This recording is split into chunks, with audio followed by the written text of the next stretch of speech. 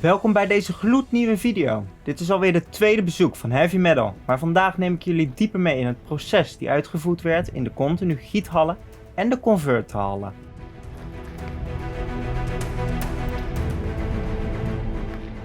Helaas is er nu meer afgebroken van de staalfabriek ten opzichte van de vorige keer, maar nu is er wel meer zichtbaar van de fabriek.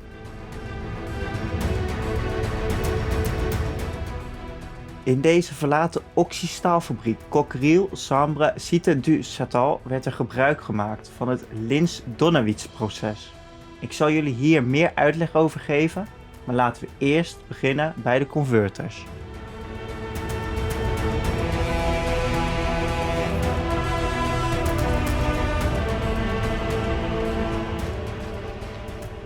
Wanneer er vloeibaar ruwijzer vanuit de hoogovens HF6 en HFB hier arriveerde, moest het een oxystaalproces ondergaan.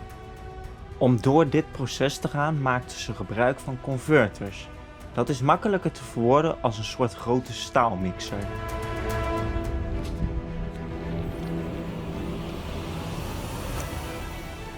De basis-oxygen-proces, ook wel bekend als het Linz-Donawitz-proces, dat al sinds 1943 werd gebruikt, is er ook voor gekozen om in deze fabriek te installeren.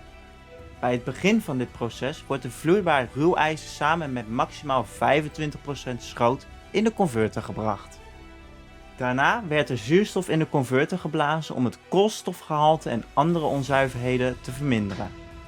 Dit komt omdat koolstof en zuurstof zich graag aan elkaar verbinden en dan wordt het gas en kan het gemakkelijk afgevoerd worden.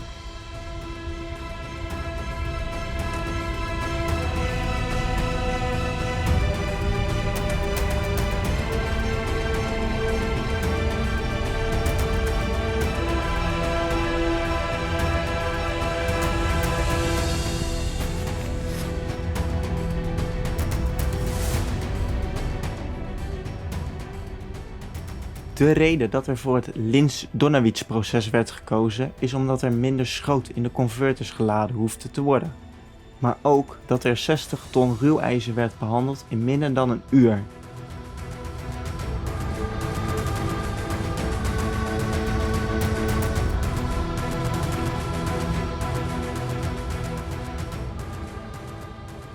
In dit mooie uitzicht kan je het laboratorium van het terrein goed zien. Deze behandel ik in de volgende video, dus vergeet niet te abonneren om op de hoogte te blijven.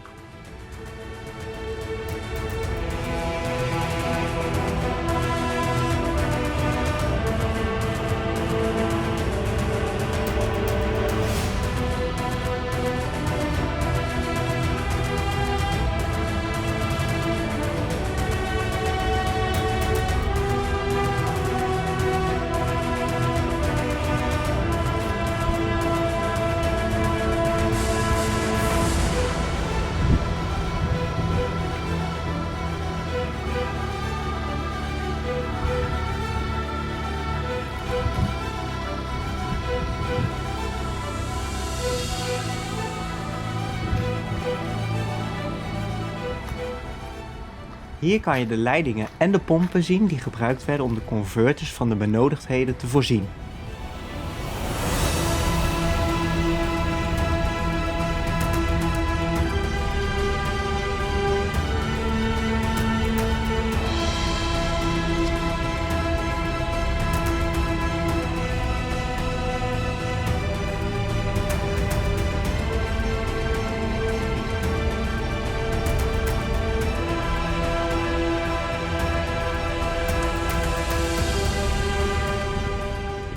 Omdat de staalfabriek toch op zijn laatste maanden zit, voordat het volledig gesloopt is, vond ik een brandblusser waarmee ik er leuke shots mee kon maken. Ook heb ik dit kunnen gebruiken voor foto's. Die kan je terugvinden op mijn website, link in de bio.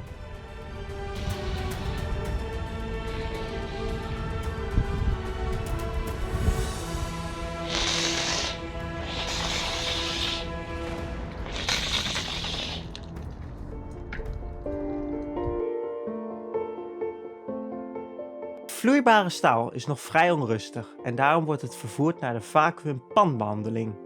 Dit komt omdat er nog veel kleine gasbelletjes achtergelaten zijn na het oxystaalproces. In de meeste gevallen wordt er een klein beetje aluminium toegevoegd om zuurstof te binden, waardoor het staal op deze manier volledig rustig wordt gemaakt. Ook kunnen legeringselementen in poedervorm worden toegevoegd aan het staal. Deze behandeling duurt gemiddeld 25 minuten. Helaas heb ik hier geen beelden van.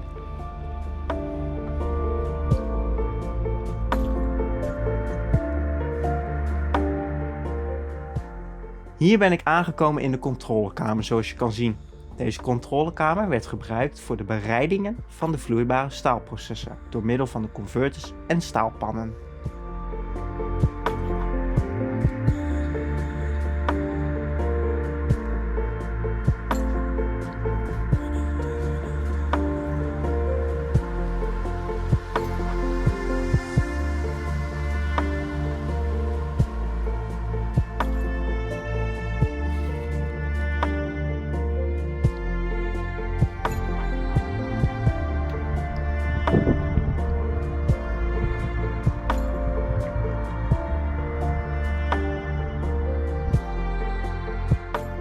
Ik besloot ook nog even deze loods van een hoger puntje te bekijken, zodat ik jullie een goed overzicht kan geven. Maar er is al heel veel gesloopt, wat ook goed te zien valt.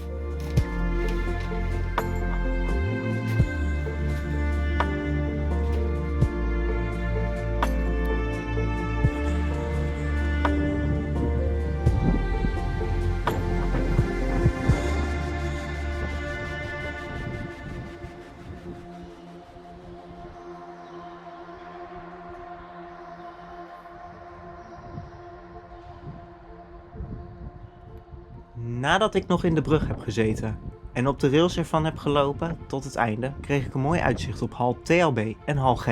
Deze zal ik in een andere video behandelen. Maar ik zal nu verder gaan vertellen over de continu giethallen, waar ik ben aangekomen.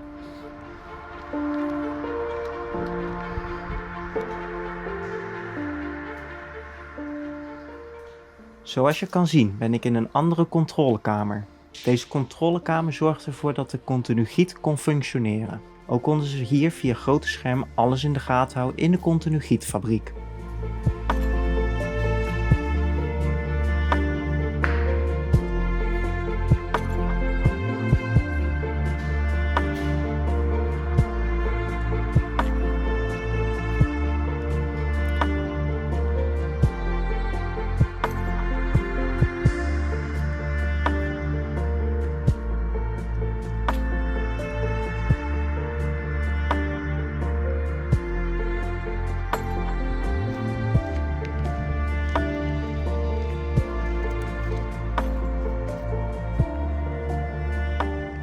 De gietpan met vloeibaar staal kwam hier binnen om naar de juiste plek te gaan. Aan de onderkant van de gietpan zit een stop die eruit kan zodat de vloeibaar staal in de verdeelbak werd gegoten.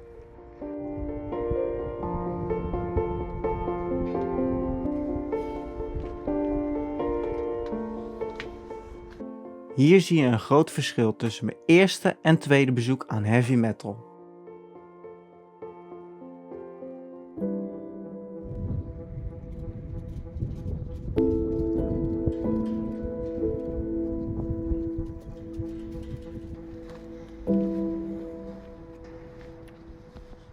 Nadat het staal in de gietvorm is geweest, wordt het een deel gekoeld door middel van water, zodat het een vaste vorm begint te krijgen.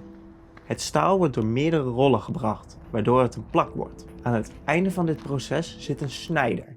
Het plak wordt dan doorgesneden door branders, waardoor het een plak een juiste formaat krijgt, om vervolgens door te gaan naar hal TLB, ook wel de wals. Dit zal in een andere video worden behandeld.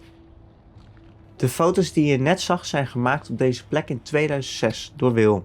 Dank u wel voor de beelden. Zijn Instagram met nog meer foto's kan je terugvinden in de bio.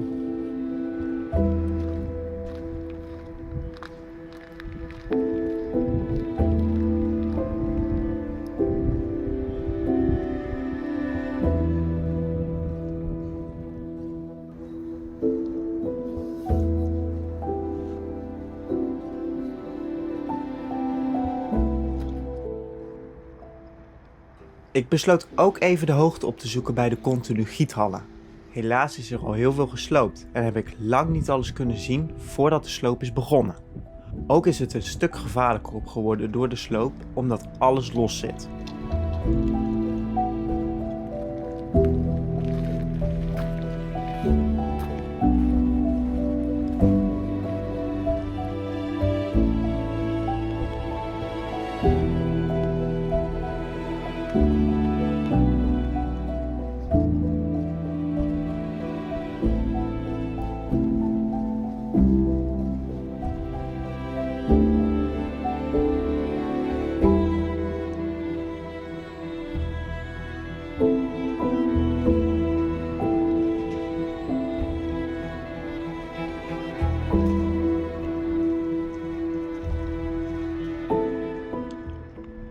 Dit is een draaitoren. Heavy Metal had er 2.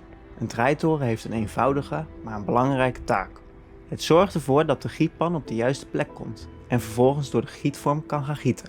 Door dit proces hoef je niet te stoppen en kan het continu gieten doorgaan zonder onderbrekingen.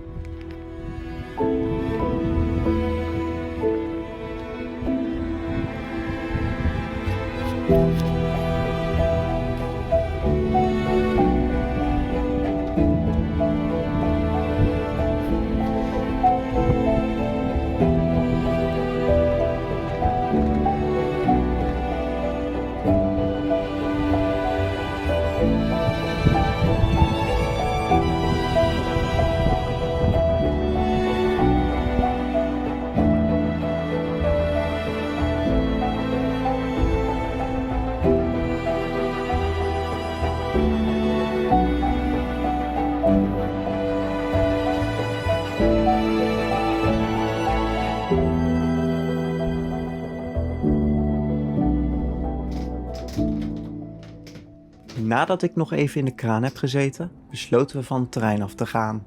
Ik zal jullie nog wat camera- en dronebeelden laten zien van de sloopwerkzaamheden die ik op een andere dag gefilmd heb.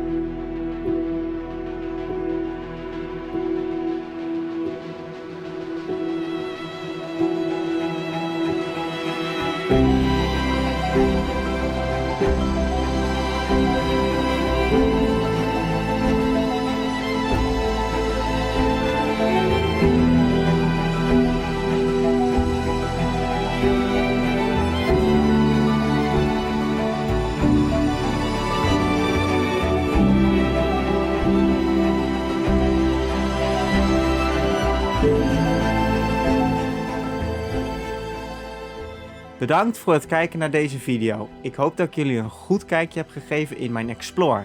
En vooral ook een stukje informatie heb gegeven over de werking van dit deel van de fabriek.